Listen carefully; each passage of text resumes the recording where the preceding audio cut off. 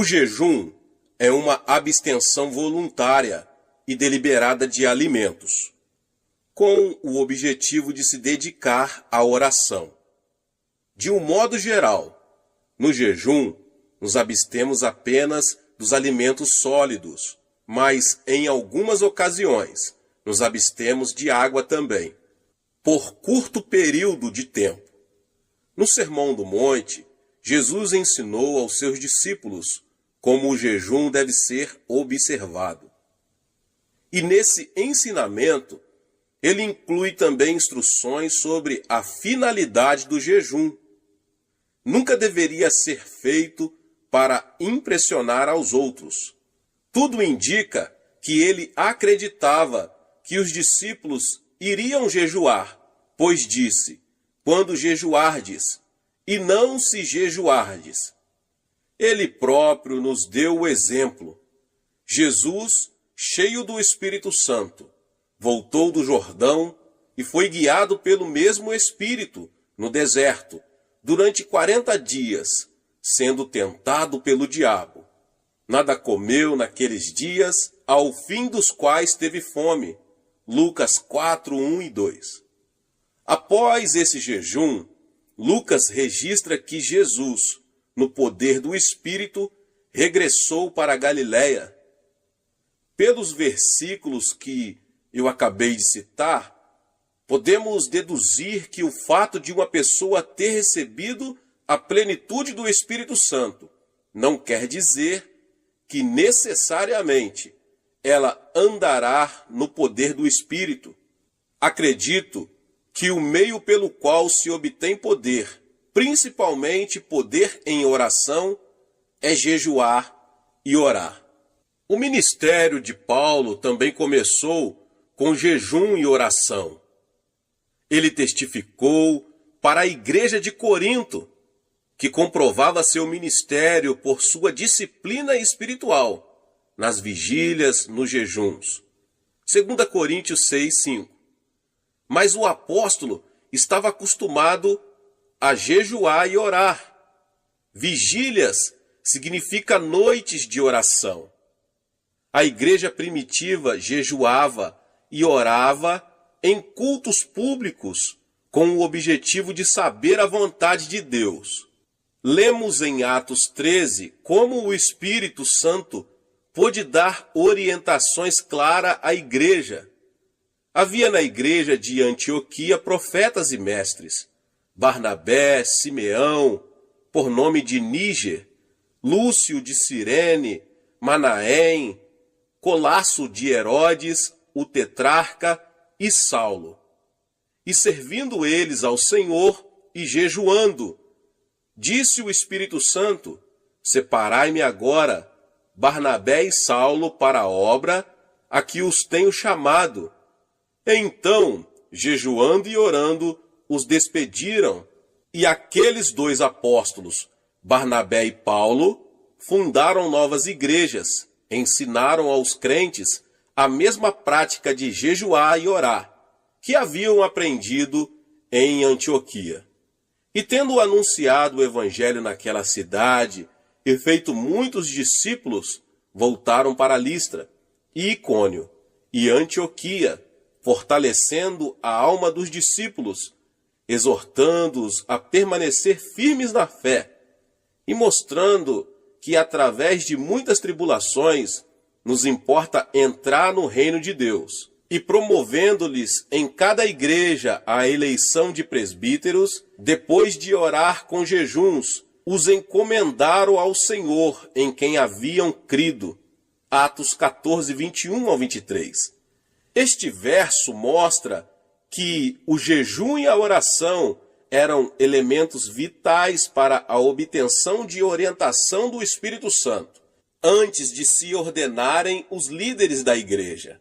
O jejum associado à oração predispunha a igreja primitiva para ter clareza de mente e espírito, a fim de estabelecer seus fundamentos. Mas jejum e oração não apenas favorecem a clareza de mente e espírito, trazendo até nós a voz do Espírito Santo e sua orientação.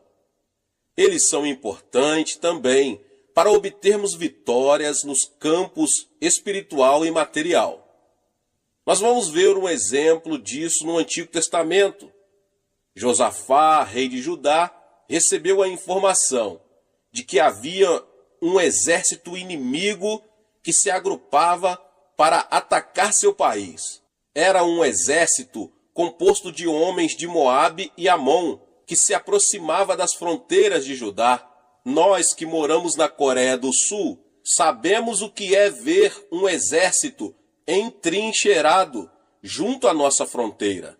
Em vez de entrar em luta, pois não tinham armamentos, o rei resolveu usar os recursos espirituais. Proclamou um jejum nacional. E todo o povo se reuniu, homens e mulheres, meninos e meninas, e jejuaram e buscaram ao Senhor, pedindo sua intervenção. E o resultado disso foi que Deus conquistou uma gloriosa vitória. O Senhor orientou o rei, mostrando-lhe como deveria lutar contra o inimigo. Tenho certeza de que nunca houve uma batalha como aquela. Josafá designou alguns homens para louvarem o Senhor diante do exército. Quando o inimigo viu aquilo, houve uma grande confusão em seu acampamento. Os homens puseram-se a lutar uns contra os outros. E os israelitas, depois, levaram 3 dias recolhendo os despojos da batalha, já que Deus lhes dera vitória, sem que precisassem recorrer aos armamentos. Isso está em 2 Crônicas 20. Quando começamos a jejuar, temos que assumir a atitude mental correta. Não podemos ver o jejum como uma autopunição, apesar de que, a princípio, nosso corpo possa reclamar. O jejum deve ser encarado como uma maravilhosa oportunidade de nos aproximarmos mais de nosso Senhor e mantermos íntima comunhão com Ele, sem a preocupação de nos alimentarmos. Devemos ver o jejum também como um meio pelo qual nossa oração se torna mais objetiva. Isso fará com que Deus nos ouça e nos abençoe.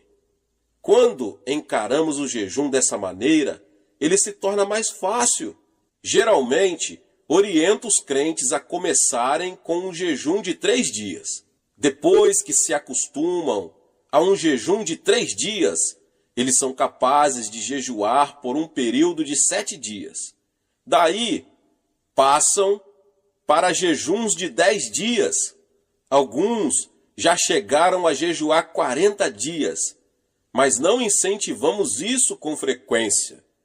Através do jejum e oração, o crente se torna mais sensível espiritualmente em relação a Deus e passa a ter mais poder para combater as forças de Satanás.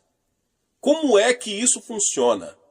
O desejo pelo alimento é um fator básico em todas as criaturas vivas. É uma das maiores forças motivadoras que atuam em nosso corpo, mesmo antes de nascermos. As criancinhas já nascem com um instinto natural de buscarem o seio materno. Se pudermos associar esse intenso desejo natural a um anseio espiritual de mantermos comunhão com nossa fonte espiritual, o resultado é uma intensidade maior. Esse é o objetivo da oração e jejum. Somando nosso desejo espiritual ao natural, podemos fazer com que a preeminência de nossa oração chegue ao trono de Deus com tanta intensidade que Ele nos ouvirá e atenderá. O anseio espiritual é um fator básico da oração. Agrada-te do Senhor, e Ele satisfará os desejos do teu coração. Salmos 37:4. Por isso vos digo que tudo quanto em oração pedirdes, crede que recebestes, e será assim convosco. Marcos 11:24. Portanto, Quanto mais forte for nosso anseio em relação a um pedido, mais eficiente será a nossa oração. Na minha experiência pessoal, não percebo nenhuma mudança significativa no organismo no primeiro dia de jejum. No segundo, porém, a fome aumenta bastante. No terceiro e quarto dias, o organismo já começa a exigir alimento. E aí começamos a sentir todos os efeitos físicos da abstinência. Após o quinto e o sexto dia, o organismo já se ajusta à nova circunstância e nos sentimos melhor. O que acontece é que o corpo passa a queimar as reservas de gordura que possui. Após o sétimo dia, a fome desaparece, embora o corpo já esteja bem mais fraco. Contudo, obtemos uma clareza de mente e uma liberdade em oração bastante incomum. Quando jejuamos, Deus vê nossa sinceridade em nos humilharmos voluntariamente e atende a ela. Na medida em que um indivíduo, cidade ou nação deliberadamente se humilham e afligem a alma, Deus libera sua misericórdia e graça. Como vemos em muitos exemplos do Antigo Testamento, Deus lutou pelo povo e Israel, sempre que este se humilhou diante dele. Satanás está sempre querendo nos atingir. Quando sucumbimos frente aos nossos desejos carnais, ele não pode vencer a barreira de proteção que é o sangue de Cristo, mas podemos dar-lhe acesso à nossa pessoa quando pecamos. Paulo diz que Satanás é o príncipe da potestade do ar, ou da atmosfera que circunda a terra. E na epístola de Judas lemos o seguinte: ora, estes da mesma sorte, quais sonhadores alucinados, não só contaminam a carne, como também rejeitam governo e difamam autoridades superiores.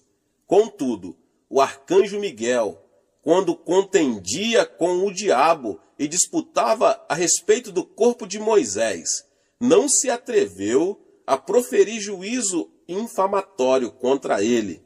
Pelo contrário, disse: o Senhor te repreenda. Estes, porém, quanto a tudo o que não entendem, difamam, e quanto a tudo o que compreendem por instinto natural, como brutos sem razão, até nessas coisas se corrompem.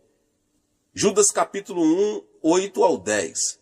Os versos que eu acabei de citar revelam um fato muito significativo sobre nosso adversário, o diabo. Satanás é um príncipe com um poder considerável. E Judas diz também que ele não pode ser tratado levianamente, como alguns crentes costumam fazer. Embora seu poder sobre a propriedade divina tenha sido destruído, ele ainda é um oponente muito perigoso. Jesus afirmou o seguinte: porque aí vem o príncipe do mundo, e ele nada tem em mim. Em outras palavras, Satanás não encontrava em Jesus nenhum ponto de apoio a partir do qual pudesse lançar um ataque contra ele. Nós também devemos viver de tal forma que o príncipe deste mundo não ache em nós terreno favorável que acolha seus ataques. Antes da Segunda Grande Guerra, a Alemanha criou uma rede de agentes leais em diversos países.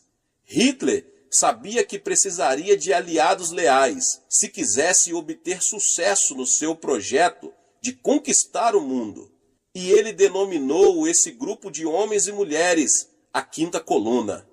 Precisamos cuidar para que não haja em nós nenhuma quinta coluna que se alie a Satanás. E como conseguimos isso? Pela oração e jejum. Pela oração e jejum, podemos concentrar o poder da oração, dirigindo-o contra nossas concupiscências, a cobiça da carne, a cobiça dos olhos e a soberba da vida. Assim poderemos ter uma vida santa e pura diante de Deus. Pela oração e jejum, podemos ver destruída essa cabeça de ponta de Satanás, a que me referi com a quinta coluna. Então, quando vier o príncipe deste mundo, não achará lugar em nós. O resultado prático do jejum e oração será a manifestação em nossa vida de uma religião verdadeira e sem mácula. Porventura, não é este o jejum que escolhi? Que soltes as ligaduras da impiedade, desfaça as ataduras da servidão, deixes livres os oprimidos e despedaces todo o jugo? Porventura, não é também que repartas o teu pão com o faminto e recolhas em casa os pobres desabrigados, e se vires o nu, o cubras, e não te escondas do teu semelhante? Isaías 58, 6 e 7. O jejum pode romper as ligaduras da impiedade, libertar os oprimidos e produzir completa e total libertação. Temos aí a ordem de despedaçar todo jugo. Quando vemos outros sob pesado jugo, ou nós mesmos nos sentimos subjugados, podemos desfazer o jugo com jejuns e orações, quer sejam problemas de saúde, de relacionamento na família ou nos negócios, eles podem ser removidos. Como eu já ensinei, já preguei, o Monte da Oração é um local dedicado ao jejum e à oração. Não tem por objetivo sanar os problemas apenas dos que ali se encontram. Ali intercedemos também por milhares de pessoas que escrevem para nossos escritórios em Nova York. Depois que os pedidos de oração que nos chegam diariamente saem da minha mesa e são apresentados para oração em nossa igreja, são enviados ao Monte da Oração. Cada intercessor recebe um pedido que a essa altura já foi trazido para o coreano. E essa pessoa ora e jejua até sentir em seu coração o testemunho do Senhor de que ele já ouviu e a resposta já está sendo enviada. Jejuando, nossos intercessores se tornam sensivelmente mais conscientes da importância do pedido. Assim, eles podem visualizar o problema pelo qual oram, bem como a resposta. Recebemos muitos testemunhos a respeito de orações atendidas, e são tantos que eu falaria por muito tempo, por muitas horas, vários e vários testemunhos. O fato é que já aprendemos que Deus atende às petições acompanhadas de jejum. De todas as partes do mundo chegam pessoas para jejuar e orar aqui no Monte da Oração em busca de um milagre, aqui em minha igreja na Coreia. Alguns anos atrás, veio aqui uma pessoa que sofrera uma paralisia infantil. Ela ouvira falar dos milagres que ali ocorreram e tomou a firme determinação de vir, sem se preocupar com as dificuldades físicas que a viagem traria para ela. Após uma viagem de 5 dias de navio, ela chegou ao porto e ali foi recebida por um dos membros de nossa igreja, que a ajudou a pegar o trem. E essa pessoa, uma jovem de 23 anos, chegou com a esperança de voltar a caminhar. Sob o ponto de vista das circunstâncias naturais, isso era impossível, meus irmãos e irmãs. Ela ficara aleijada aos 3 anos de idade. Mas com Deus, todas as coisas são possíveis, glória a Deus. Assim que chegou, ela começou a edificar sua fé pela leitura da palavra de Deus, procurando ali todas as suas promessas. Como estava com a intenção de ficar aqui 3 meses, separou 2 dias da semana para jejuar.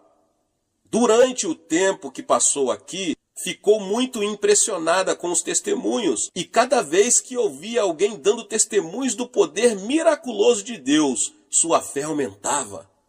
Passou-se 1 mês e não havia o menor sinal de cura. Suas pernas ainda estavam deformadas pela paralisia, com que já estava tão acostumada a conviver. No segundo mês, ela se sentiu renovada no espírito e na alma, mas o corpo ainda não havia sofrido nenhuma transformação. Mas durante o terceiro mês, começou a ocorrer um fato estranho. Ela começou, depois de muitos anos sem nenhuma sensação, a tê-la nas pernas. Na esperança de ver ali o milagre, ela gritou: "Ajudem-me a levantar-me! Por favor, alguém me ajude a me pôr de pé. Sinto que já estou curada." Vendo suas lágrimas e percebendo como estava emocionada, alguns membros de nossa igreja alegremente vieram segurá-la pelos braços e a colocaram de pé. Contudo, ela ainda estava sem força nas pernas para firmar, embora já tivesse o sangue circulando por suas artérias e veias. Sem revelar o menor sinal de desapontamento, ela se sentou novamente e continuou a orar. Sabia que seria necessário um milagre de criação para que suas pernas atrofiadas pudessem voltar a funcionar. Então, pacientemente, ela se pôs a esperar e continuou a jejuar e a orar. Encerraram-se os 3 meses e ela foi embora ainda numa cadeira de rodas. Mas algo acontecera em seu coração. Ela sabia que estava curada. Passaram vários meses e um dia recebi uma belíssima carta dela. Dr. Cho, escreveu ela, agora já posso caminhar. Ainda estou mancando um pouquinho, mas consigo andar. Acredito que até isso irá desaparecer em breve, afirmava ela com uma fé firme. Esse é apenas um dos muitos milagres que aconteceram no Monte da Oração. Mas isso quer dizer que todas as pessoas que orarem e jejuarem no Monte da Oração ficarão curadas?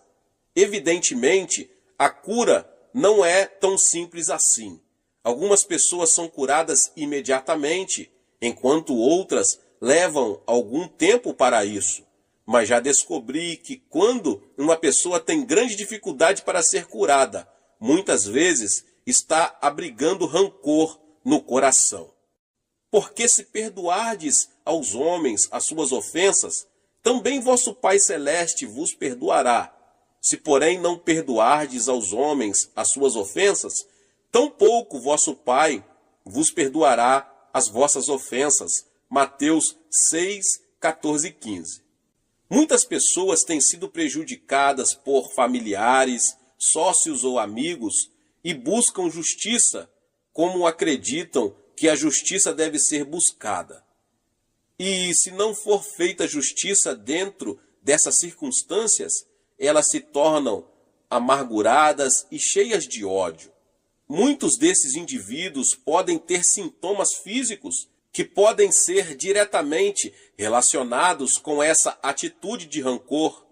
Eles criam uma raiz de amargura que produz toxinas que passam ao seu organismo e assim começam a sofrer distúrbios mentais e físicos. Disse-me certa vez uma senhora a quem mencionei o que acabo de explicar. Meu marido é o culpado. Eu o detesto. Está bem, irmã, repliquei, mas é a senhora quem está sofrendo e ficando aleijada com essa artrite. Quando somos prejudicados de uma forma ou de outra, temos que perdoar. Mesmo que nosso ofensor não nos peça perdão, precisamos perdoar-lhe. Jesus é o exemplo perfeito desse fato. Quando ele estava pregado na cruz, ninguém lhe pediu perdão. Pelo contrário, eles estavam zombando dele e o atormentando, mas ele disse: Pai, perdoa-lhes. Portanto, o perdão não é um ato opcional, é um mandamento. Não é uma ação que praticamos ocasionalmente, é a maneira como vivemos diariamente. Quando perdoamos a uma pessoa que nos causou algum mal, estamos permitindo que o Espírito Santo coloque convicção de erro naquele que nos prejudicou. Nada escapa aos olhos de nosso Pai Celeste. Ele conhece todas as intenções, as motivações do coração. O Espírito Santo pode convencer de pecado, da justiça e do juízo. Bem, voltamos à história que eu acabei de dizer sobre a senhora. Aquela senhora que estava em meu gabinete era casada havia vários anos. O marido a abandonara e vivia com outra mulher. E essa irmã estava passando por sérias dificuldades, pois tivera que assumir o sustento dos filhos. Agora estava ali querendo cura para a sua paralisia. O Espírito Santo orientou-me para que lhe perguntasse: a senhora já perdoou o seu marido? Não, não posso. Eu o detesto, respondeu chorando, sem conseguir controlar as lágrimas. Mas a senhora tem de perdoar-lhe, continuei. Assim seu coração ficará livre dessa amargura que está impedindo que seja curada, e liberará o Espírito Santo para que opere na vida dele. Instantes depois, ela resolveu perdoar-lhe e voltar ao monte da oração para jejuar e orar. No domingo seguinte, após um de nossos cultos, ouvi alguém bater à minha porta. Convidei a pessoa para entrar e vi um homem de aparência muito séria, acompanhado de uma senhora. Pastor, disse ela, este é meu marido, por quem temos estado orando. A mulher mal conseguia conter as lágrimas ao virar-se para ele e dizer: conte ao pastor o que aconteceu. Pastor Cho, disse ele, será que Deus poderá perdoar-me? Sou um grande pecador. Em seguida, ele narrou o que se passara. Há uma semana comecei a ter uma profunda sensação de culpa quando estava em casa com outra mulher. Não conseguia suportar a pressão interior que sentia. De repente, comecei a pensar na minha esposa e filhos que abandonara, e não conseguindo me livrar do senso de culpa que sentia. Quando chegou o domingo, resolvi vir à igreja com a esperança de receber perdão e me sentir melhor. Ali, então, vi minha esposa sentada do outro lado do salão. Naquele momento, resolvi pedir perdão a ela e a Deus. Será que Deus poderá perdoar-me? Claro, Ele pode perdoar-lhe, respondi. Em seguida, orientei-o para fazer uma oração, e ele aceitou a Jesus como seu Senhor e Salvador. Que alegria maravilhosa ver aqueles dois novamente unidos em Cristo Jesus.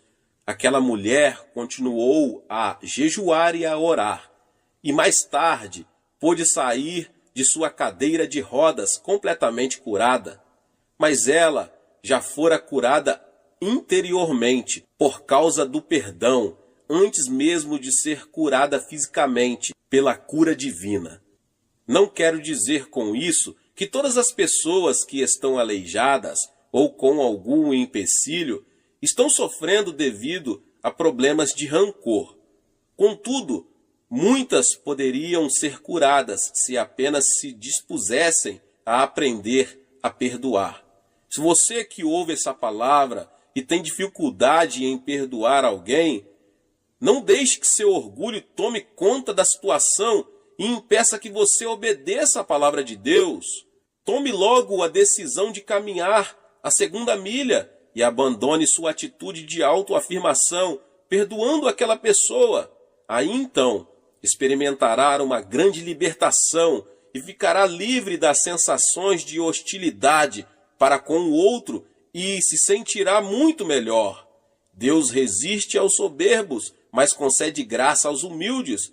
Portanto, se percebe que não está gozando da graça de Deus com abundância em sua vida, pode ser que esteja se firmando mais em seu orgulho do que na graça do Senhor. O que você ganharia com isso? Apenas amargura, ressentimento e talvez enfermidade. A palavra de Deus diz em Tiago 5, 15, 16, e a oração da fé salvará o enfermo, e o Senhor o levantará. E se houver cometido pecados, ser-lhe-ão perdoados. Confessai, pois, os vossos pecados uns aos outros e orai uns pelos outros para serdes curados. Hoje em dia, os psicólogos, médicos e psiquiatras afirmam que a atitude mental de seus pacientes tem um peso muito grande na cura deles. Essa é a hora em que a igreja, o corpo de Jesus Cristo, deve ser curada. A atitude de Deus está explícita na terceira carta de João. Amado, acima de tudo faço votos por sua prosperidade e saúde, assim como é próspera a sua alma. O segredo para obter prosperidade espiritual e material está relacionado com a prosperidade da alma, obtida pelo perdão. Assim vemos que o jejum e a oração, somados a um espírito de perdão, resultarão em melhores condições de saúde para a igreja. Desse modo, esse veículo que Deus escolheu para trazer o avivamento ao mundo se tornará um instrumento útil e saudável nas mãos do Espírito Santo. Neste final do século XX, nós nos encontramos diante de um grande desafio e também de uma grande oportunidade. O de que precisamos é pessoas mais consagradas, mais dispostas a perdoar, sacrificar-se, a obedecer a Deus e a comprometer-se profundamente com Deus. Já me coloquei à disposição do Espírito Santo para fazer o que estiver ao meu alcance, no sentido de ser um instrumento para vermos um avivamento e o crescimento da igreja na terra. Você quer se colocar ao meu lado e assumir essa posição em Cristo Jesus? Glória a Deus! Aleluia! Você será tremendamente abençoado, e todos os que tiverem ao seu redor, sua cidade, sua igreja, sua família, serão também tremendamente abençoados pela sua decisão de buscar o Senhor. Aleluia. Deus abençoe a sua vida. Glória a Deus. Se você chegou aqui pela primeira vez e ainda não é inscrito no canal, se inscreva no canal, ative o sininho das notificações para você não perder todos os vídeos que são postados aqui no canal. Deixe também o seu like e não esqueça de compartilhar com mais pessoas esta palavra. Nos vemos nos próximos vídeos. Amém. Olá, meus irmãos e irmãs. Sejam bem-vindos ao canal Vinícius Siqueira. E se você ainda não é inscrito aqui no canal, se inscreva aqui no canal e não esqueça de ativar o sininho das notificações. Todos os dias são postados vídeos abençoados aqui no canal para te abençoar. Vamos a mais uma palavra do Senhor. Tornar-se cristão é algo mais que unir-se a uma igreja cristã. É muito mais do que simplesmente frequentar a igreja e receber o batismo em água. Ensina-nos a Bíblia que tornar-se cristão significa somente receber a vida eterna. Muitas pessoas têm um conceito errado a respeito do significado da vida eterna. Imaginam que vida eterna significa que vão viver por toda a eternidade no céu. Na verdade, a alma não morre, pelo que até o pecador viverá por toda a eternidade no inferno.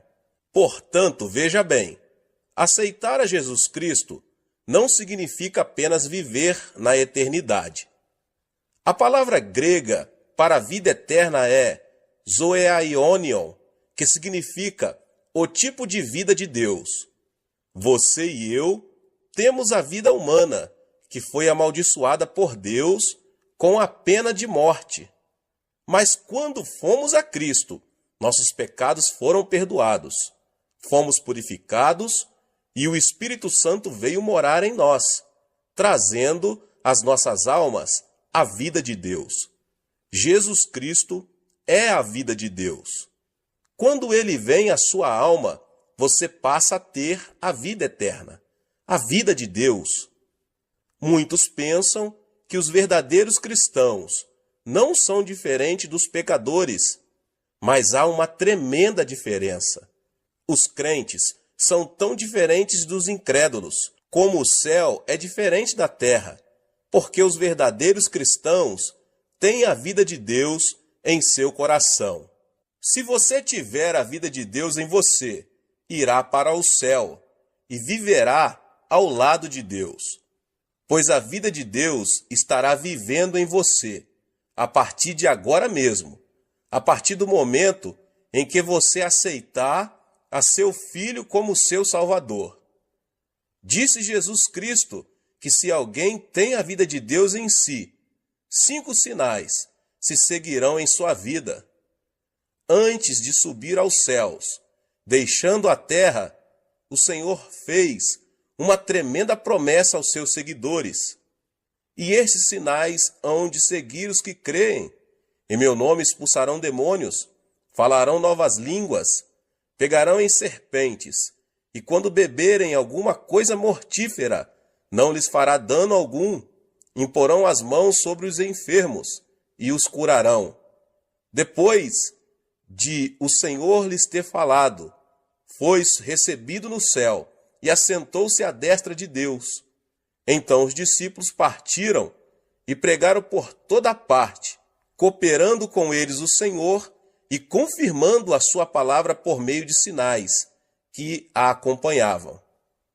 Disse também Jesus que os céus e a terra haviam de passar, mas suas palavras permaneceriam.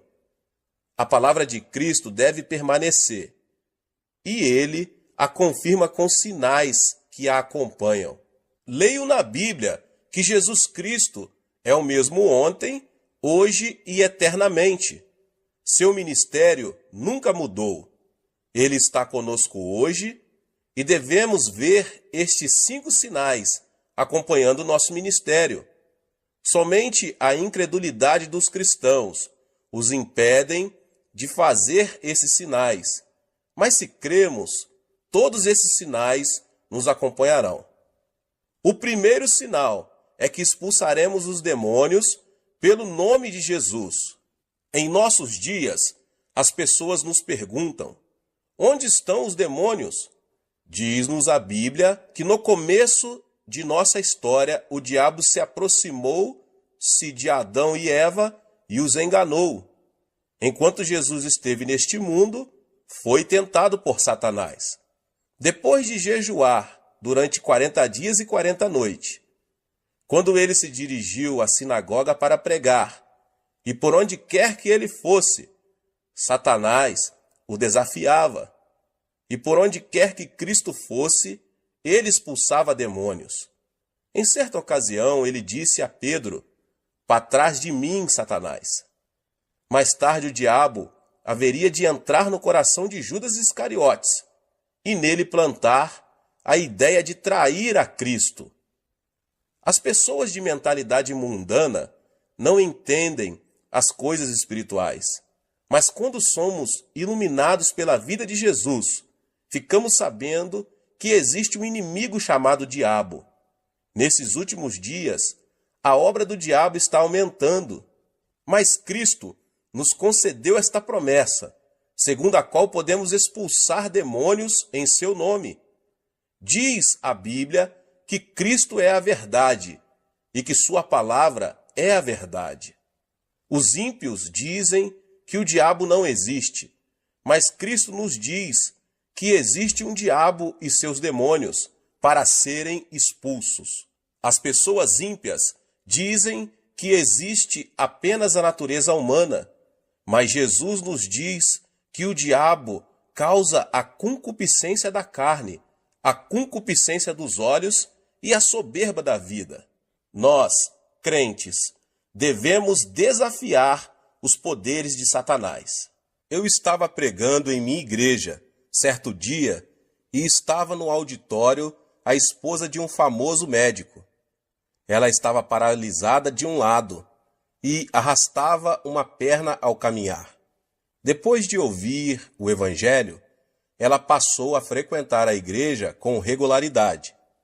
Em certa manhã, ouvi o som de uma gargalhada estranha que vinha da igreja. Senti um calafrio percorrer minha espinha. Quando me dirigi ao local, vi aquela mulher rindo e zombando. Tão logo me dirigi a ela e coloquei minha mão em sua cabeça. Ela se pôs a amaldiçoar-me. Fiquei chocado, porque essa senhora era de educação refinada, formada em farmacologia, educada numa universidade de Tóquio.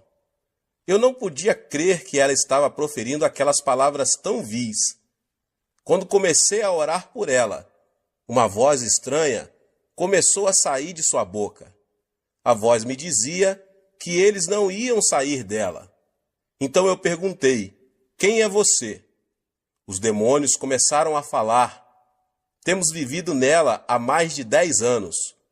Muitas pessoas têm tentado expulsar-nos, mas não sairemos. E você não vai conseguir expulsar-nos. Foi quando constatei que aquela mulher estava possuída de demônios, pelo que, no nome de Jesus, insisti em expulsar esses demônios. Mas eles continuaram a desafiar-me e lutamos por mais de 8 horas. Em nome de Jesus Cristo, ordenei aos demônios que saíssem, mas eles continuaram a protestar, dizendo que de modo algum sairiam. Eu não havia tomado o de jejum pela manhã, nem havia almoçado, de modo que às 17 horas eu estava tão cansado que quase não conseguia falar, mas prossegui clamando: diabo, vá embora em nome de Jesus Cristo. A mulher também estava cansada, mas o diabo continuava dizendo: não, eu não vou sair. De minha parte, eu só não estava cansado, mas com muito medo, porque o marido dela era um famoso médico que trabalhava no Hospital da Cruz Vermelha em Seul. Não era cristão, e se me visse naquela situação, ele me processaria judicialmente. Em meu desespero, pus-me a clamar pelo nome de Jesus Cristo com maior fervor.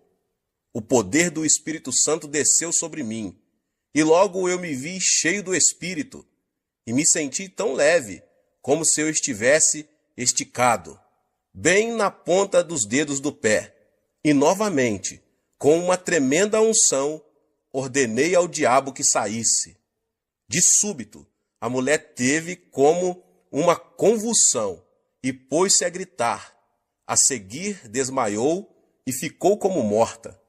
As pessoas ao meu redor começaram a dizer que ela estava morta. Mas quando eu a tomei pela mão e a levantei em nome de Jesus Cristo, ela se pôs de pé completamente curada de sua paralisia. Ela começou a pular e a louvar a Deus, e estando ocupada em demonstrar seu regozijo, o marido chegou. Ao ver a esposa curada, o homem se ajoelhou ali mesmo e entregou seu coração ao Senhor Jesus. Eu estive também dirigindo outra vez uma série de reuniões evangelísticas na Inglaterra. As reuniões eram feitas num teatro. As pessoas estavam endurecidas. Eu lhes pedia que gritassem aleluia, mas ninguém me atendia. Só faziam sentar-se e ficar olhando para mim, com cara de quem não estava gostando do meu sermão. De minha parte, continuei a pregar a palavra de Deus. No final do culto, quando pedi às pessoas doentes que viessem à frente para a oração, só uma garota veio. Era magérrima e sentia dores terríveis no estômago. Tão logo, ela chegou na frente, começou a chorar. Disse ela: pastor, não posso comer nada. Tenho terríveis úlceras estomacais e já visitei inúmeros médicos e não fiquei curada. O Senhor pode orar por mim? Quando coloquei minhas mãos sobre ela, a menina pôs-se a gritar. Ordenei-lhe, em nome de Jesus Cristo, fique curada. Mas nesse instante, repentinamente, ela se pôs a xingar-me. Você aí, coreano de uma figa, volte para casa. Eu não vou sair. Perguntei-lhe então: quem é você? Respondeu-me a voz: eu sou o diabo, e eu vou destruir esta menina. Antes de sair, eu vou matá-la. As pessoas por todo o teatro ouviram essas palavras. A congregação sentiu-se eletrizada. Todos se levantaram. Ordenei então ao diabo: Diabo, em nome do Senhor Jesus, sai dessa mocinha. Ela começou a gritar horrendamente e depois caiu prostrada. Ergui-a pela mão, em nome de Jesus, e ela, com o rosto radiante, disse: Louvado seja Deus. Ele foi embora. Ela ficou completamente curada.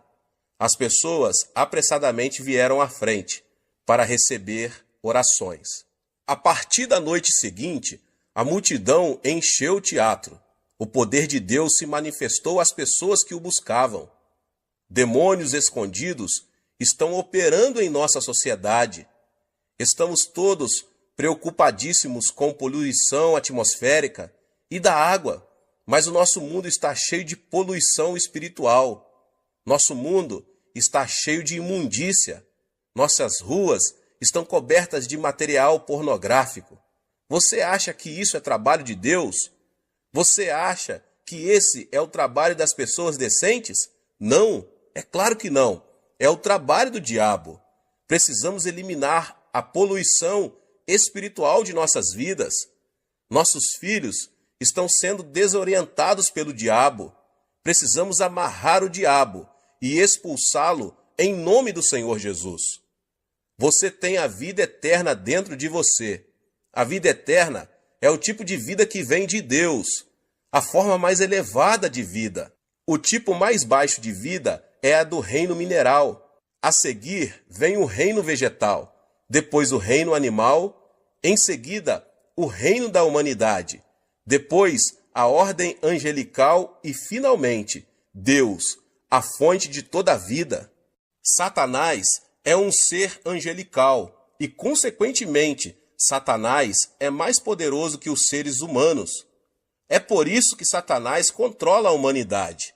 Entretanto, quando aceitamos a Jesus Cristo, a vida de Deus entra em nós e nós nos tornamos superiores aos seres angelicais. É por isso que podemos expulsar demônios. Temos a vida de Deus em nós, o que torna nossa vida mais poderosa do que a vida de Satanás. A lei da natureza diz que quando o maior chuta o menor, este deve fugir imediatamente. Se você é cristão, mora em você a forma de vida superior. A nova vida em você é superior à vida de Satanás. Portanto, quando você ordena a Satanás que saia em nome de Jesus Cristo, ele não tem outra alternativa senão obedecer e sair. Você não é mais um ser fraco. Você não é mais um desamparado, pois recebeu o maior poder, o de Deus. A vida eterna habita em ti, e você pode expulsar demônios em nome de Jesus. Ordene ao poder do diabo que se retire de sua casa. Ore pelos seus filhos, para que o poder de Satanás não os controle. Ore para que o poder da influência de Satanás abandone a sociedade da qual você faz parte. Você tem o poder. Cristo nos deu uma tremenda promessa em Lucas 10:19. Eu vos dei autoridade para pisar serpentes e escorpiões, e toda a força do inimigo, e nada vos fará dano algum. Nesta promessa, Cristo nos dá duas palavras maravilhosas. No grego, Cristo está dizendo, dou-vos exousia, que significa autoridade. A saber, autoridade sobre os poderes de Satanás. Autoridade é algo mais forte do que poder.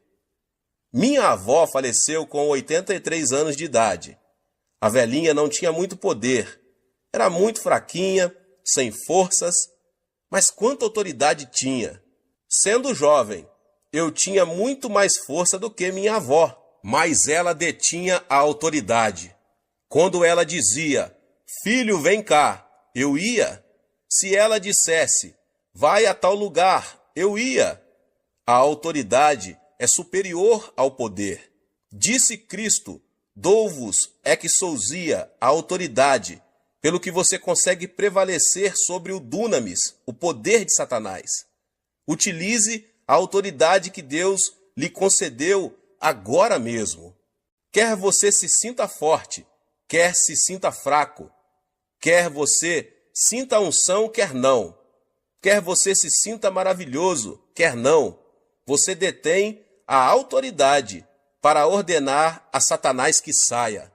Satanás tem algum poder, mas a autoridade divina que você recebeu é superior às forças satânicas. Um policial está de pé numa encruzilhada. Ao aproximar-se um caminhão enorme, potentíssimo, muito mais forte do que ele, o policial pode fazer parar o veículo com um simples aceno de mão. Basta ao policial fazer outro aceno de mão e o caminhão vai embora. O caminhão tem potência, mas o policial tem autoridade. Diz a Bíblia que Deus deu autoridade, de modo que, ainda que Satanás tenha poder e se aproxime de você, se você conhece a palavra de Deus, você pode dizer: sai, vai embora daqui. Satanás está destinado pela lei de Deus a obedecê-lo, porque você tem autoridade. Diz a palavra de Deus que você é o vencedor agora.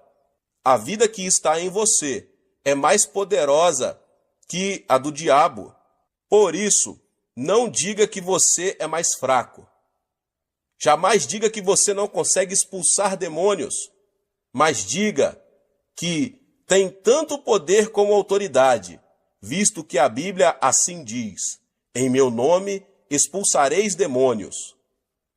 Certa vez eu estava no sul da Coreia e fui encontrar-me com um pastor. Eu o vi implorando e clamando em seu escritório. Quando abri a porta, vi uma mulher possuída de demônio, sentada no assoalho, enquanto o pastor implorava, dizendo: por favor, saia, por favor, saia. O diabo estava rindo dele. Disse eu ao pastor: se você apenas fizer cócegas no diabo, ele não vai sair. Devemos tratar o diabo como diabo. Você tem autoridade. Por isso, eu ordenei ao diabo: eu venho a você em nome de Jesus Cristo. Replicou-me o diabo: eu sei que você não tem poder nenhum. Ao que eu lhe retruquei: sim, eu sei que nenhum poder tenho, mas eu tenho autoridade. No nome de Jesus Cristo eu lhe ordeno: saia. Imediatamente o diabo saiu e a mulher se sentiu aliviada. Você tem a vitória. Não tenha medo de Satanás. Nós podemos expulsar o diabo. Este é o primeiro sinal dos que se seguiriam como promessa feita a você. Em segundo lugar, disse Jesus que em seu nome os crentes falariam em novas línguas. Diz a Bíblia que quando os primitivos cristãos receberam o batismo no Espírito Santo, eles falaram em línguas. Quando o pecador se converte, o Espírito Santo vem habitar nele. Mas quando essa pessoa recebe o batismo no Espírito Santo, o Espírito toma conta dele e flui através dele. O Espírito Santo assume o controle de sua língua e ele começa a falar numa língua nova, muito bonita. Eu próprio oro muito em línguas, mas a Bíblia nos ensina mais do que o uso de línguas desconhecidas, visto que quando nós nos tornamos cristãos, recebemos uma nova língua, isto é, uma nova linguagem. Quando estávamos no mundo, falávamos a linguagem mundana, mas quando nós nos tornamos cristãos, passamos a falar de novas coisas. Começamos a falar a nova língua da Bíblia. Trata-se de uma língua celestial vitoriosa.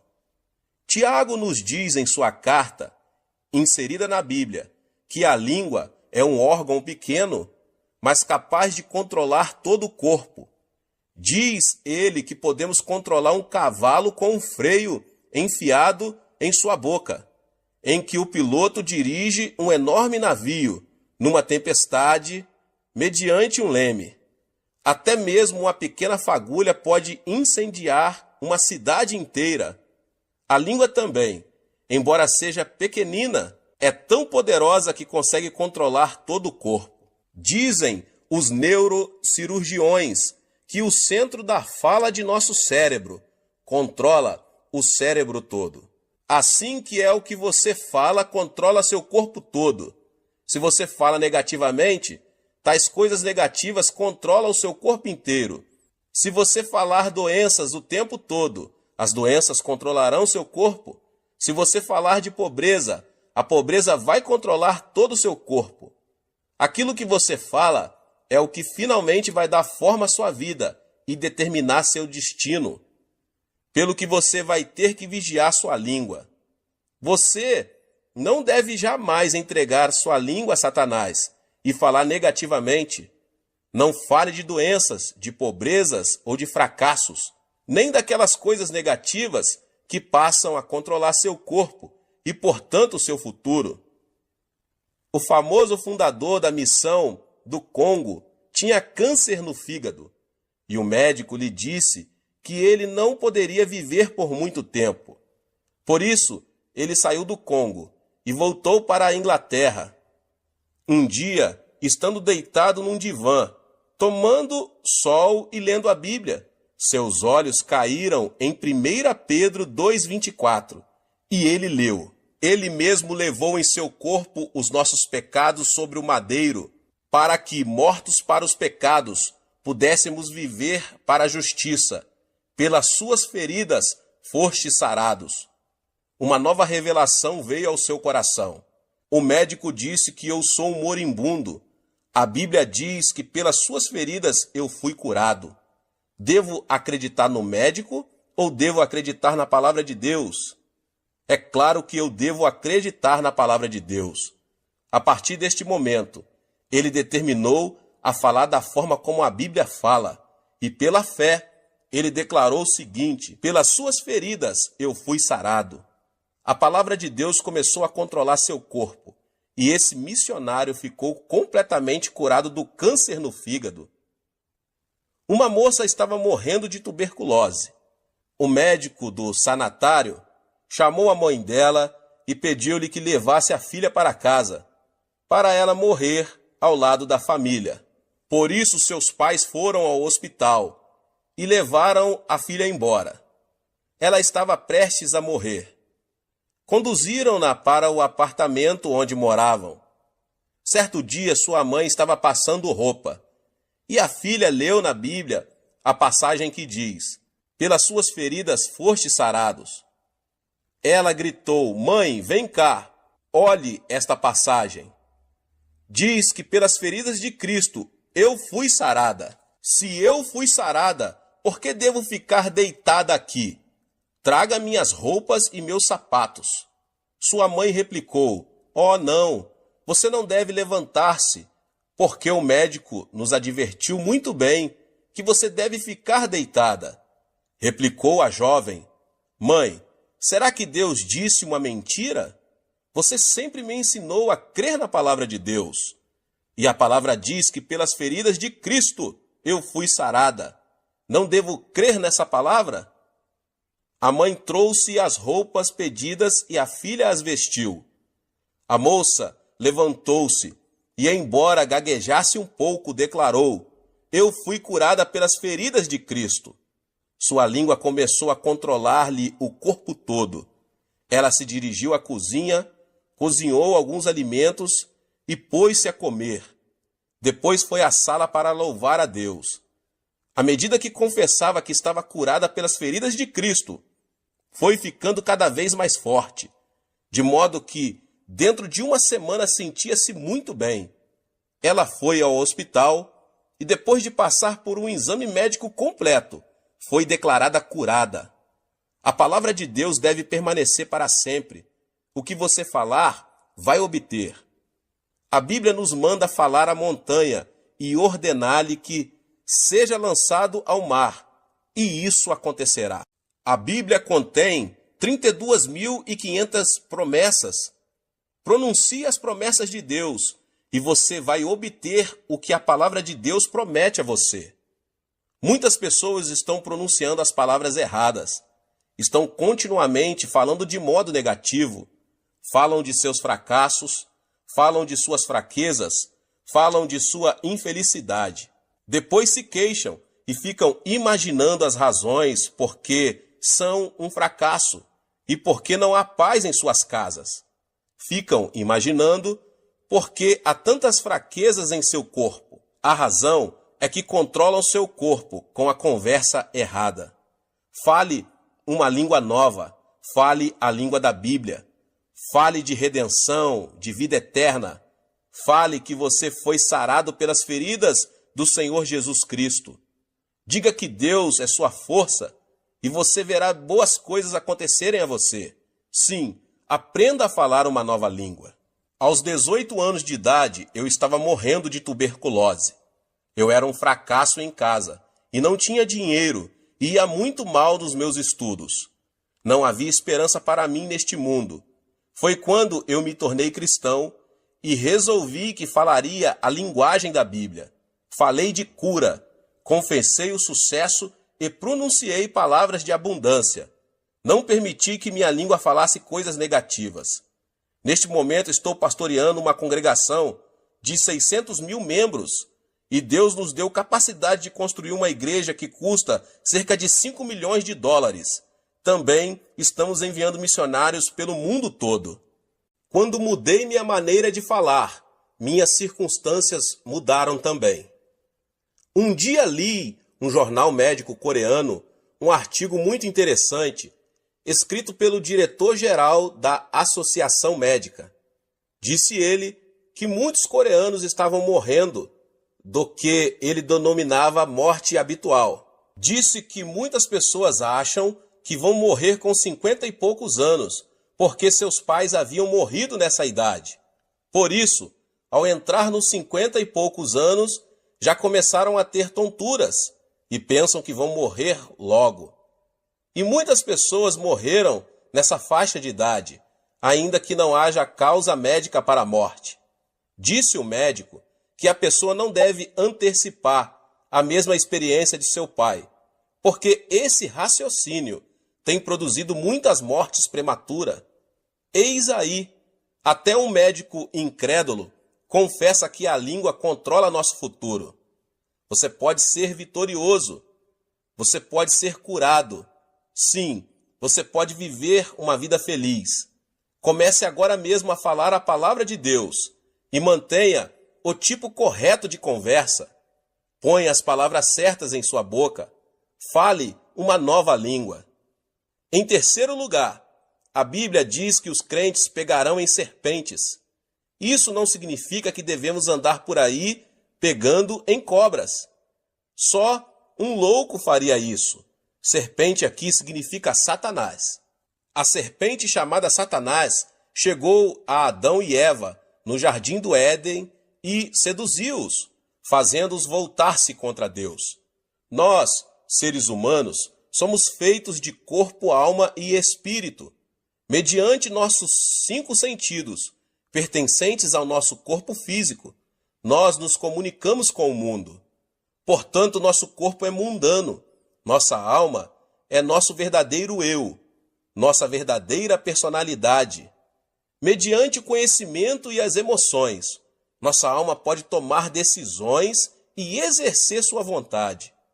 Portanto, nossa alma é apenas autoconsciente.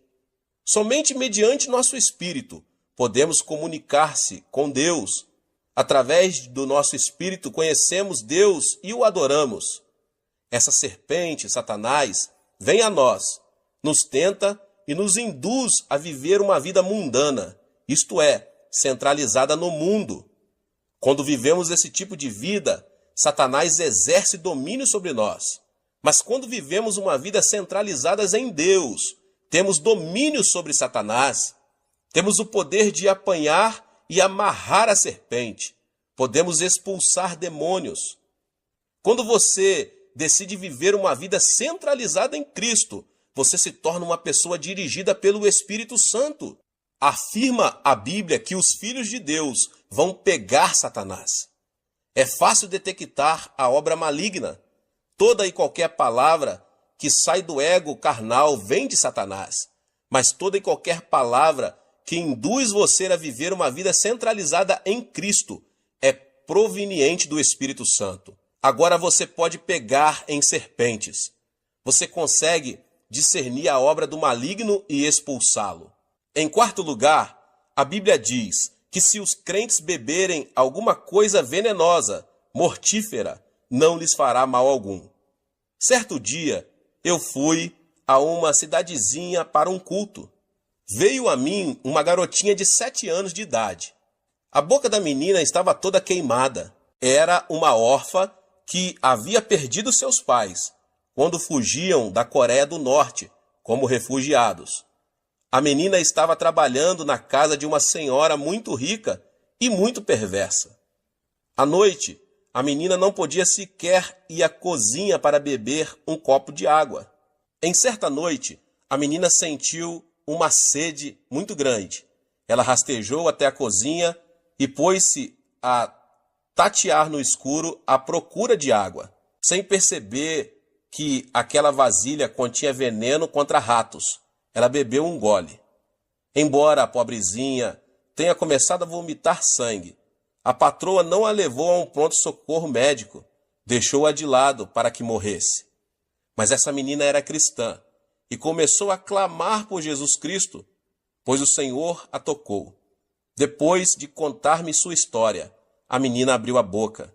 Viu que, embora seus lábios estivessem queimados, nenhum dano havia sido feito em sua garganta. Seu esôfago estava perfeito. A palavra de Cristo havia sido posto à prova. A menina havia bebido do veneno violento e não tinha sido prejudicada. Hoje bebemos veneno de todo tipo. O ar é poluído, a água é poluída. Pior do que isso, sofremos de poluição espiritual. Quando ouvimos rádio ou vemos TV, esse veneno penetra em nossa mente.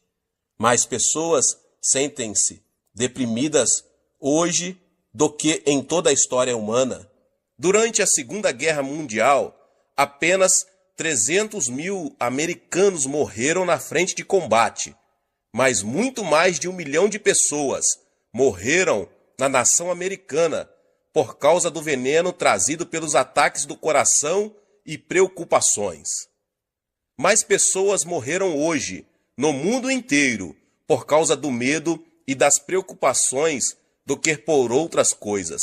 Diz a Bíblia que no nome de Jesus Cristo nós podemos livrar-nos deste poder venenoso. Quando você se ajoelha e ora em nome de Jesus Cristo, o espírito de medo o abandona. Você se livra desse veneno espiritual e passa a ter paz e alegria pelo nome de Jesus. Às vezes, quando chego em casa depois de um dia duro no escritório da igreja, sinto-me muito estranho. Minha esposa parece irritada, meus filhos parecem agitados demais e eu fico aborrecido. Parece-me que estou disposto a ter uma briga com minha mulher e que meu lar todo está envenenado. Quando eu era um cristão inexperiente, minha esposa e eu costumávamos ter discussões monumentais que duravam dias. Agora eu sei que existe um meio melhor. Eu entendo que o envenenamento provém da sociedade, pelo que eu ajoelho imediatamente e expulso o mau espírito que veio para destruir meu lar. Reivindico a vitória em nome de Jesus Cristo e logo sinto o seu imenso poder de cura fluindo por toda a casa. Então, quando olho para minha mulher, ela está sorrindo e eu começo a sorrir também. Apertamo-nos as mãos e nosso lar se torna cheio de paz. De tempos em tempos, você precisa de cura em seu lar. E Deus prometeu que você não sofrerá os efeitos do envenenamento. Basta que você invoque o nome de Jesus Cristo e reivindique a vitória, para que seu lar seja curado. Finalmente, a Bíblia diz que os crentes imporão as mãos sobre os enfermos e eles serão curados. Quando eu era menino, De vez em quando tinha umas brigas com os meus amigos. Nós nos esmurrávamos à vontade. E de vez em quando eu voltava para casa chorando. Minha mãe me dava uma boa surra, mas a seguir eu recebia o toque curativo do amor de minha mãe. Como é bom quando estamos desanimados e um bom amigo chega e toma nossa mão e nos dá umas palmadinhas nas costas. Jesus vem a nós e quando ele nos toca, não há outra alternativa senão receber a cura. Jesus não tem um corpo físico, mas ele quer usar seus braços, sua boca e suas mãos. Quando você impõe suas mãos sobre os enfermos, em nome de Jesus, o poder do Espírito Santo flui através de suas mãos e a cura se estabelece. Diz a Bíblia que quando você coloca suas mãos nos enfermos, eles serão curados. É a palavra de Deus que o diz. Depois de um ano após nosso casamento, descobri que minha esposa estava terrivelmente doente, com tuberculose. Ela já estava grávida. O médico pediu-me para praticar um aborto, mas isto era contra minhas convicções. Todos os dias eu impunha minhas mãos no corpo de minha mulher e sentia o poder do Espírito Santo fluindo através de todo o seu corpo, enquanto eu reivindicava a vitória. Após alguns meses, ela ficou completamente curada. Mas depois que nosso primeiro filho nasceu, ele começou a ter terríveis acessos de tosses e o médico não conseguia curá-lo. Todas as noites ele tossia quase ao ponto de asfixiar-se e o médico estava bastante preocupado. Então, em nome de Jesus Cristo, coloquei minhas mãos sobre ele e senti o poder de cura cobrir meu filho. Vez após vez, quando eu impunha as mãos sobre meu filho, eu sentia a vida de Cristo passar para ele. E logo, para espanto dos médicos, o menino ficou completamente bom. A vida de Deus habita em você.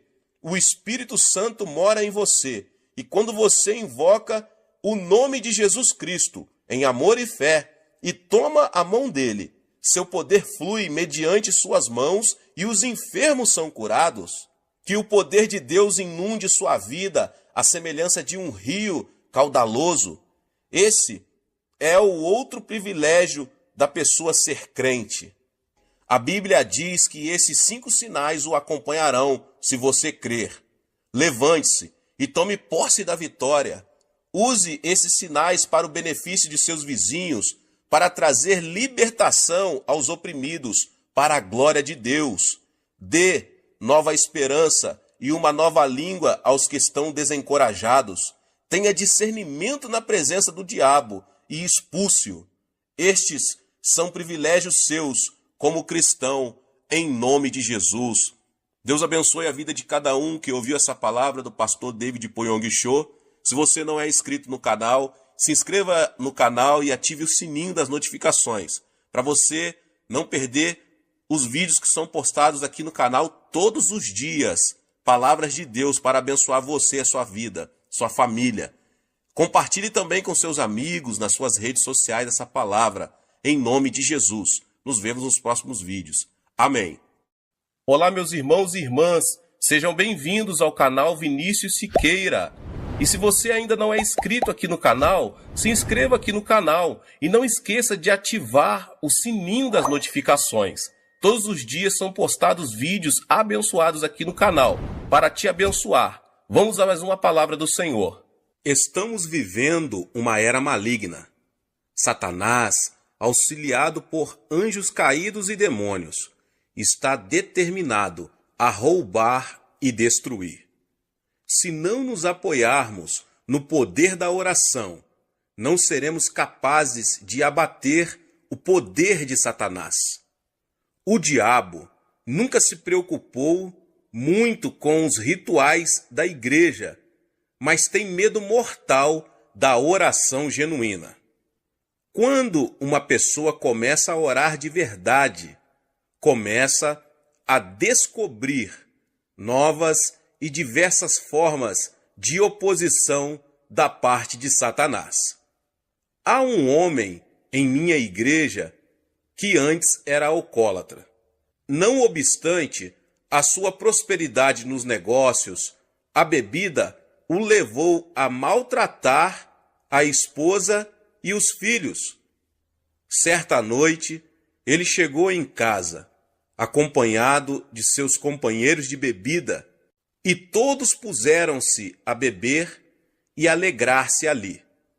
Embora a mulher o amasse muito, os filhos, e já tivesse suportado muitas coisas por parte do marido, não podia tolerar o fato de ele desonrar seu lar de tal forma.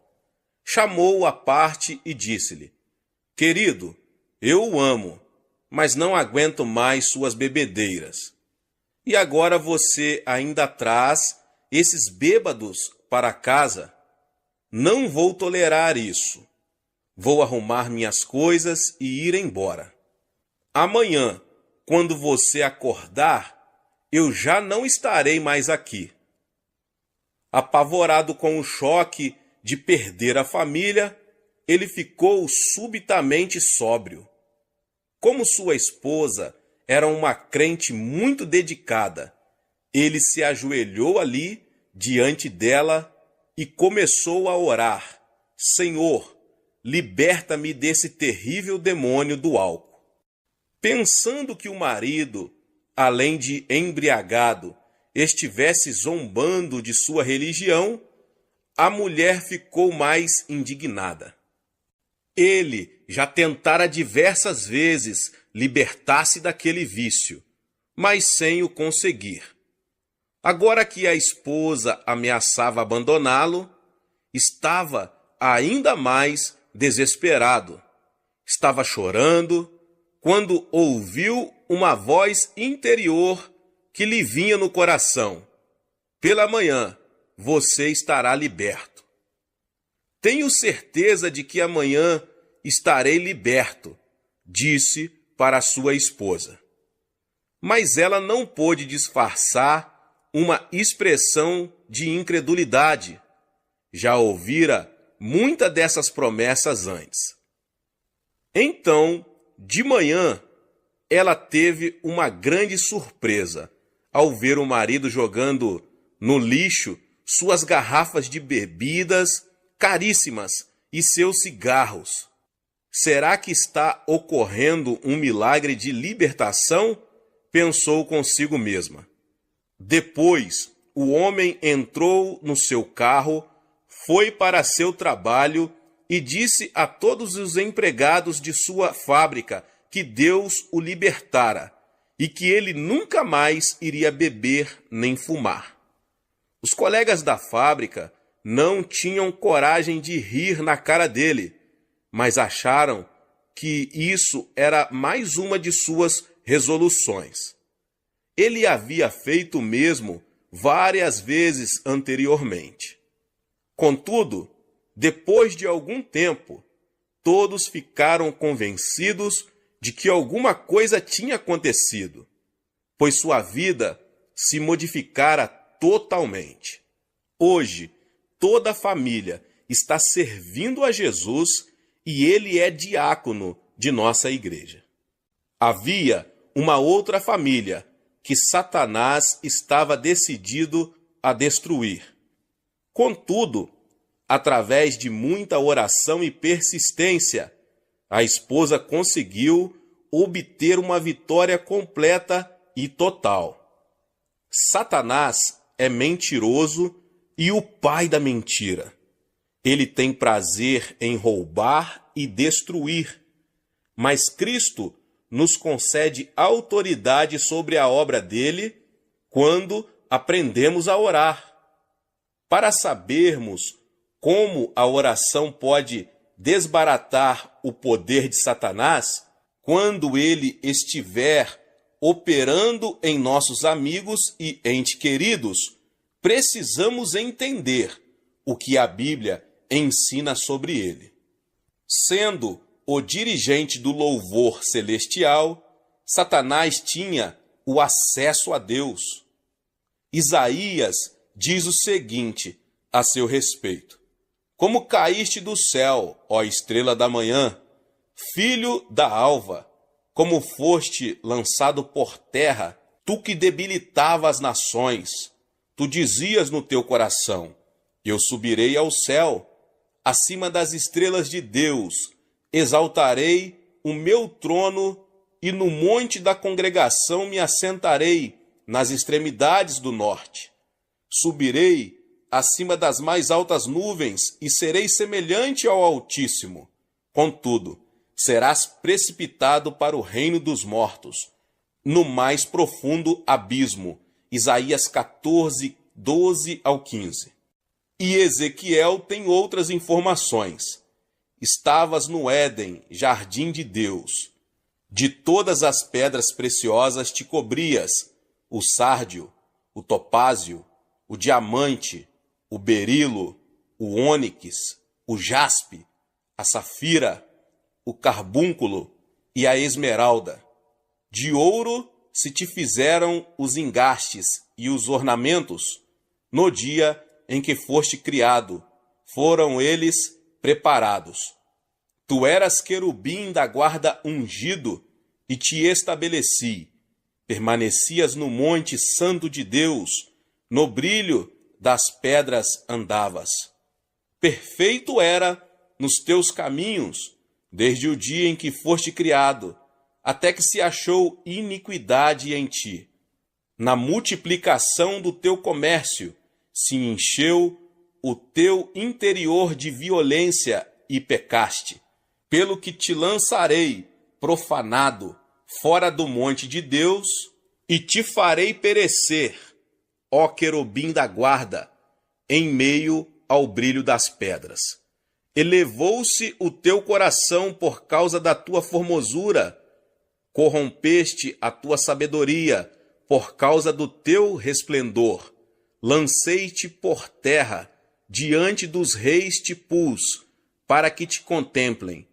Todos os que te conhecem entre os povos estão espantados de ti. Vens a ser objeto de espanto e jamais subsistirás. Ezequiel 28, 13, 17 e 19. Por esse texto, vemos que Satanás ocupava uma posição de grande proeminência no glorioso reino celestial de Deus. Mas por que ele deseja nos roubar e destruir?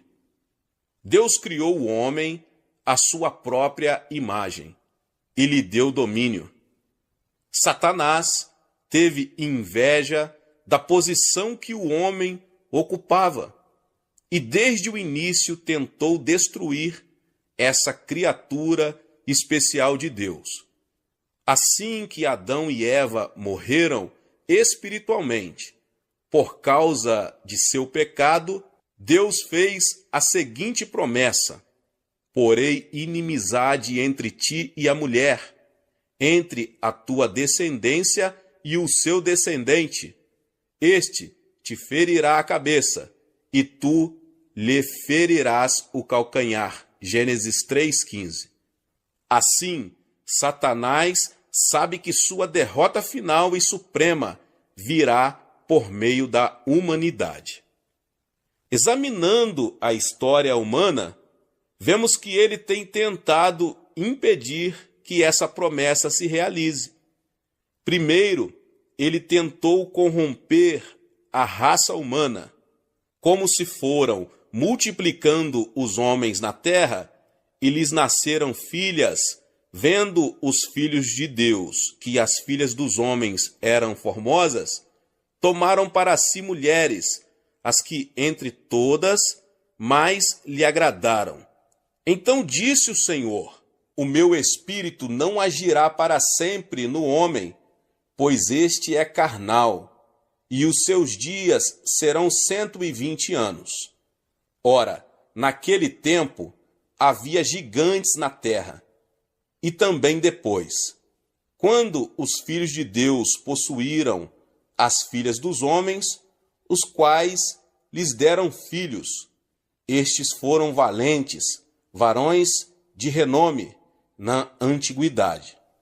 Viu o Senhor que a maldade do homem se havia multiplicado na terra e que era continuamente mal todo o desígnio do seu coração.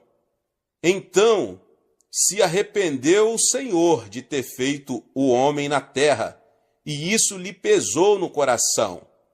Porém, Noé achou graça diante do Senhor.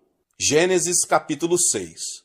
O objetivo de Satanás era corromper a raça humana, para que o descendente da mulher, Jesus Cristo, não fosse puro. Desse modo, ele não poderia trazer destruição ao seu reino. Entretanto, Deus ainda contava com um homem que não havia sido corrompido. Somente uma família achou graça aos olhos de Deus. Assim, Noé foi o meio pelo qual toda a raça humana se salvou de uma destruição total e completa. Mas Satanás continuou com sua oposição, tentando destruir o povo de Israel. Depois fez tentativas para destruir o Cristo menino. Por fim, fez com que o Filho de Deus fosse pendurado numa cruz. Mas a cruz não significou o fim de Jesus, pois foi exatamente pela morte de nosso Senhor na cruz que ele derrotou a Satanás. E é pela morte e ressurreição de Jesus Cristo que nós também temos autoridade sobre Satanás e suas obras. Desse modo, somos mais que vencedores por meio daquele que nos amou. Como exercer essa autoridade em oração? Como eu disse antes, Satanás faz mais oposição às orações do povo de Deus do que a qualquer outra coisa. Isso é mostrado claramente no livro de Daniel. Daniel ainda era jovem quando foi levado cativo para a Babilônia, no ano 605 a.C. Mas Deus fez com que esse cativeiro se tornasse o meio pelo qual Daniel chegou a uma posição-chave no maior império daqueles dias. Assim como José, que prosperou no Egito, embora passando por reveses temporários, assim também Daniel foi usado por Deus, pelo fato de possuir o dom de interpretação de sonhos. Esse dom foi usado depois para revelar uma visão tão precisa de acontecimentos futuros que houve quem duvidasse da autenticidade de seu livro. No primeiro ano do governo de Dário, futuro governante universal do Oriente Médio, Daniel recebeu uma interpretação especial do texto de Jeremias 25:13. Ao perceber as implicações dessa nova interpretação para Jerusalém, começou sua conhecida oração intercessora em favor de seu povo. Principiou por confessar seus pecados, embora sua inabalável fidelidade a Deus fosse reconhecida por todos os judeus que se encontravam no cativeiro. Depois passou a pedir perdão para o seu povo, como vemos no capítulo 9. Em seguida, ele se põe a pedir o favor de Deus para seu povo. Ó Senhor, segundo todas as tuas justiças, aparte-se a tua ira e o teu furor da tua cidade de Jerusalém, do teu santo monte, porquanto, por causa dos nossos pecados e por causa das iniquidades de nossos pais, se tornaram Jerusalém e o teu povo opróbrio para todos os que estão em redor de nós.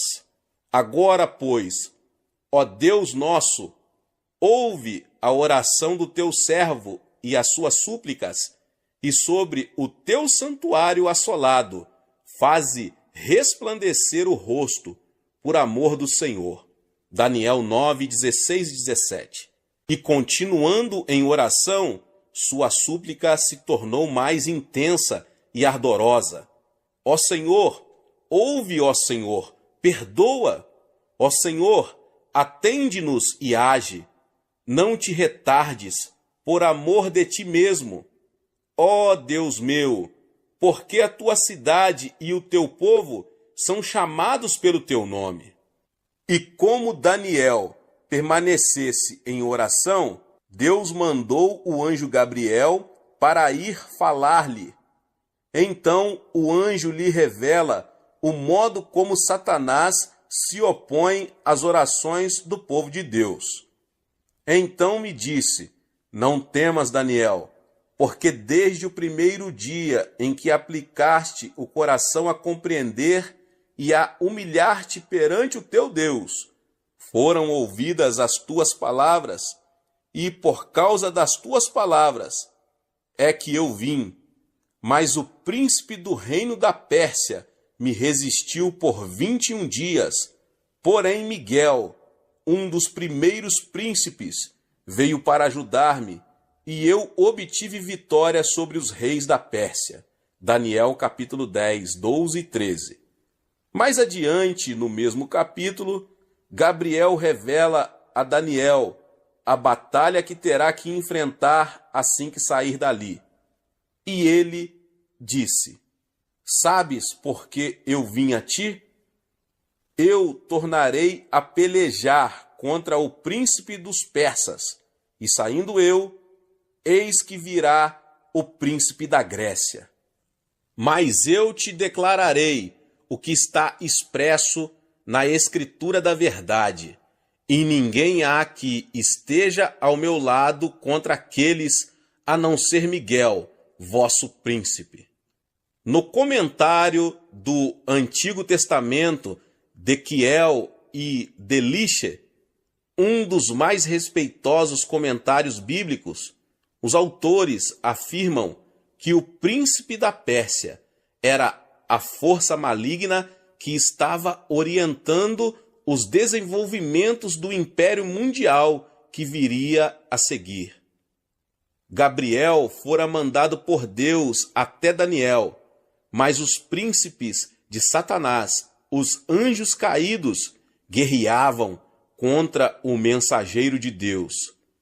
Já que Satanás não queria que a oração de Daniel fosse atendida, o arcanjo Miguel foi então chamado a acudir Gabriel nessa batalha.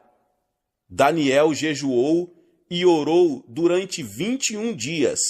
Foi esse o tempo necessário para as forças espirituais de Deus derrotarem os anjos caídos. Em Zacarias 3, encontramos um verso em que o Senhor diz o seguinte a Satanás: o Senhor te repreenda, ó Satanás. Sim, o Senhor que escolheu a Jerusalém te repreenda. Não é este um tição tirado do fogo?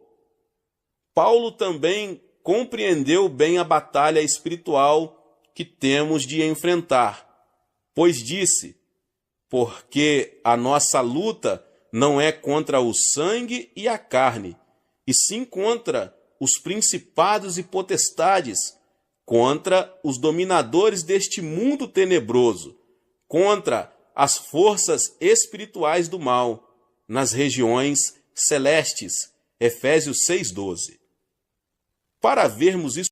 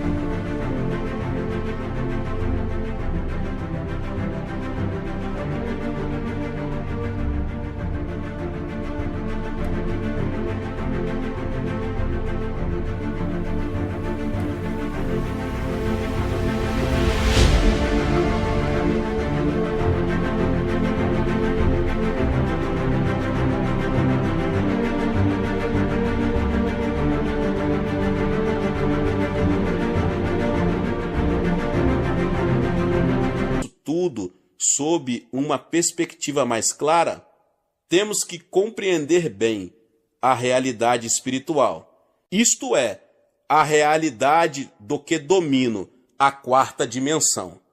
Satanás foi derrubado da posição que ocupava nos lugares celestiais, uma posição, aliás, bastante elevada.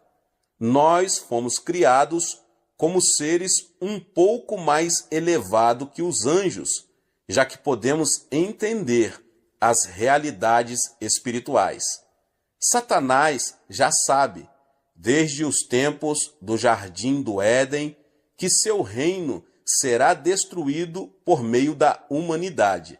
Deus lhe deu o título de Príncipe da Potestade do Ar. Como ele pode exercer autoridade sobre a atmosfera da Terra? Ele tem conseguido exercer influência sobre as nações. Contudo, Deus tinha dado autoridade ao homem, mas este a perdeu por ocasião da queda, devido ao pecado de Adão. Entretanto, nunca houve uma época em que não houvesse uma testemunha de Deus no mundo. Seu povo sempre pôde exercer autoridade através da oração e intercessão. Depois, Cristo veio ao mundo e permitiu que os homens o julgassem e crucificassem. Contudo, pela sua vida sem pecado, sua morte propiciatória na cruz e sua gloriosa ressurreição, ele ficou com as chaves da morte e do túmulo e recebeu toda a autoridade. Mateus 28:18.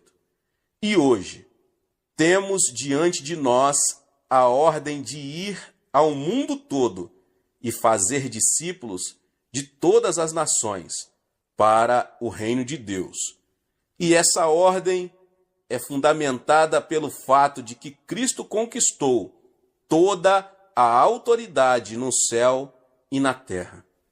Quando aprendemos a orar no Espírito Santo e entendemos que recebemos autoridade espiritual, podemos imobilizar as forças de Satanás que atuam numa pessoa, em comunidades e até em nações. Entretanto, Satanás, que é um mentiroso e pai da mentira, tenta convencer-nos de que ele está no controle de tudo. Mas quando aprendemos a jejuar e orar e exercitar nossa legítima autoridade espiritual, Satanás e suas hostes são obrigados a se renderem à vontade de Deus. Como é essencial que conheçamos e compreendamos a importância da oração. Mas se não aprendermos a orar, não haverá meios de vermos a vontade de Deus realizada em nossa vida e ministério. Contudo, como já afirmei anteriormente, primeiro precisamos ter o desejo de orar. Nosso problema é que pensamos muito sobre a oração, lemos muita coisa a respeito dela e até recebemos instruções acerca da oração, mas não oramos. Chegou a hora de compreendermos que a oração é a fonte do poder. Chegou a hora de permitirmos que o Espírito Santo opere em nós um novo quebrantamento e submissão a Deus. Chegou a hora de aprendermos a exercitar nossa autoridade espiritual, procurando impedir a oposição de demônios. Chegou a hora de orarmos. Glória a Deus. Deus abençoe a sua vida, você que ouviu essa palavra. Talvez você chegou aqui pela primeira vez e ainda não é inscrito no canal. Se inscreva no canal e ative o sininho das notificações. Todos os dias são postados vídeos abençoados aqui no canal para te abençoar. Deixe o seu like e não esqueça de compartilhar esta palavra com mais pessoas. Amém.